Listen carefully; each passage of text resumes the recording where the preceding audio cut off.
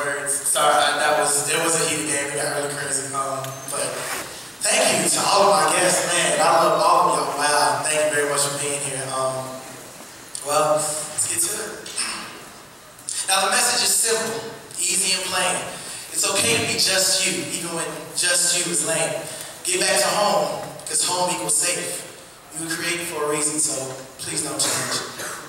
Home for me is simply who I am and who I'm called to be. And in the world we live in, it's really easy to lose sight of that reality. I discovered a lot about myself at a very young age, and it all seemed to happen when I was given some sort of a stage. It could be a microphone at church or a podium in class. People paid me attention, and I didn't even ask. My peers thought I was funny, that I was smart and still cool. I could sing, dance, rap, and I was athletic too. So I grew up with everyone knowing Chris Lee, and it seemed I was popular. Everyone loved me. For a while, this didn't affect me or my ego or how I use my gifts. Then all of a sudden, very rapidly, things started to shift. In middle school, I noticed how females reacted when I walked by. Subtle whispers, cute giggles, smile stares, so I'd say hi. All of a sudden, I was attractive, I was talented, and I was going to be famous. Girls made me feel like a superhuman, so I entertained them. Now, my mother taught me humility and always to keep it. But when you tell a guy he's amazing, he starts to believe it. All of the older guys in my school and in my neighborhood started to treat me differently as well. They did everything they could to make sure I felt like I was cool and I could do no wrong. But I was also expected to lead a life and go along with things that I wasn't familiar with and that weren't familiar with me. And I was introduced to some things that a kid shouldn't see. But I digress, and nevertheless, I embraced the attention and it never did rest. I lived for the compliments given to me by those who were amazed by the gifts that upon me were bestowed. And I can't lie, I love that I was a cool kid. But to say that way had to do what the cool kids did. Keep in mind that simple message that's easy and plain, that it's okay to be just you, even when just you is lame. Get back to home, because home equals safe. You were created for a reason, so please don't change.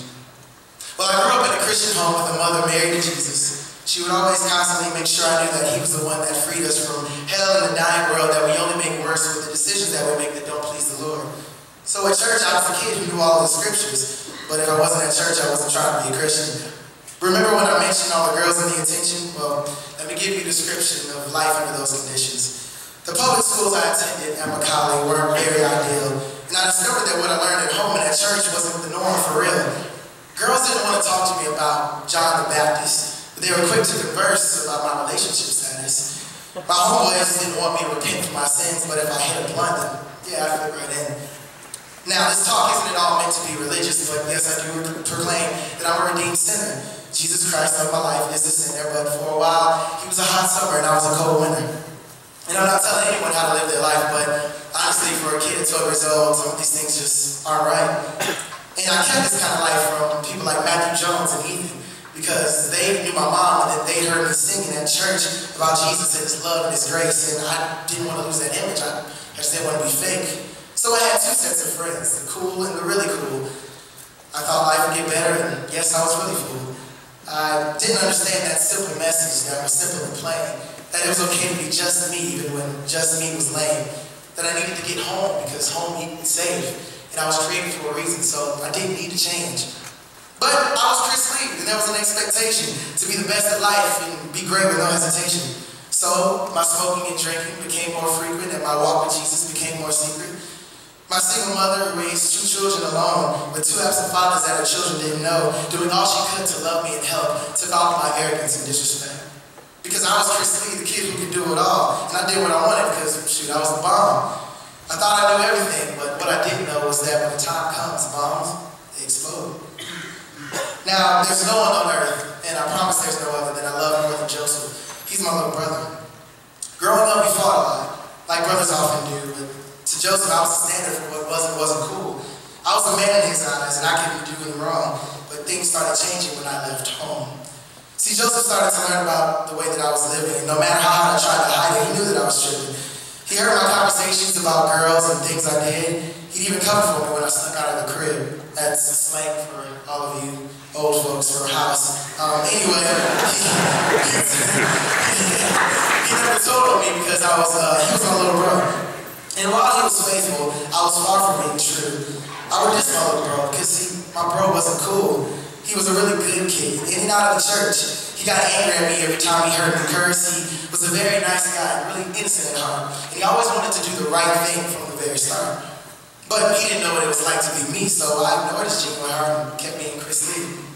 Well, one evening I had friends over and we were roasting. Again, old folks, I don't mean that literally, that means we were joking.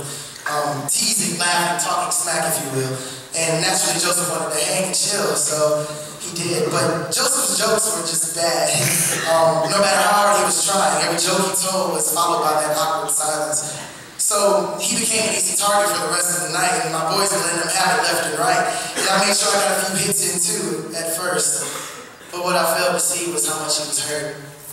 My mother pulled me aside and began to confront me about how I let my friends treat my bro like a punk. See, I tried to explain that it was all fun and games and he deserved what he got because he wanted to hang. She exclaimed how she couldn't believe what I did. She made it seem like I hated the kid. But when I took a step back and I looked into his eyes, I could see the pain and I began to realize what I had become. And all at one time I was aware of my arrogance and all of my pride. I remember that night, I was in the 8th grade, and I told myself I just had to change. Joseph wasn't the lame one, no, it was me. I had turned into someone I didn't want to be. I was someone embarrassed to discuss my faith. I hid my love for music because my friends never sang. I had convinced myself I was better than others, and I denied the love of my mother and younger brother. Well, here's where it all becomes kind of relevant to you, because at that very moment I knew exactly what I had to do. When I found out that Macaulay would be the school I would attend, I promised myself that I would change. And I did. I no longer think that I'm better than anyone else, but I encourage my peers, and I strive to humble myself. I'm proud of my faith, and I try to make that clear. I also haven't touched drugs or alcohol in about 3 years. Now, this isn't to praise myself, but to praise you. For work from Macaulay, I don't think these things would be true. When I came to this place, something different happened. No one gave a care about anyone else's status. Everyone had their thing. Athletes and artists, musicians, authors, actors, and scholars. It was okay to do what you really loved in any form of expression. Shoot, one of my best friends is a cheerleader, although he may be an exception. I'm sorry. The point is, no one tried to impress a soul, and that's why Macaulay, for me, became home. I could just be me, be accepted as just that. I didn't have to put on a front. I didn't have to act. So to all who have listened, take what you may. I know that we might not all feel this way, but to those who do, the message is simple, easy and plain. It's okay to be just you, even when just you is lame. So get back home, because home equals safe. You were created for a reason, so please don't change. Thank you very much.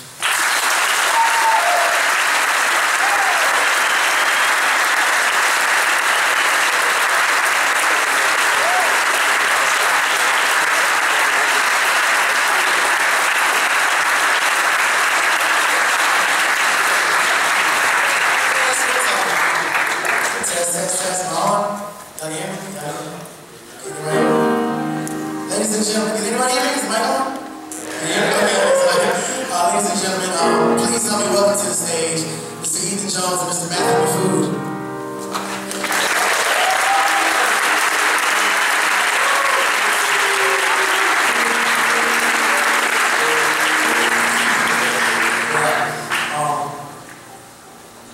Give me a quick little moment. Please excuse me for a second. My temper.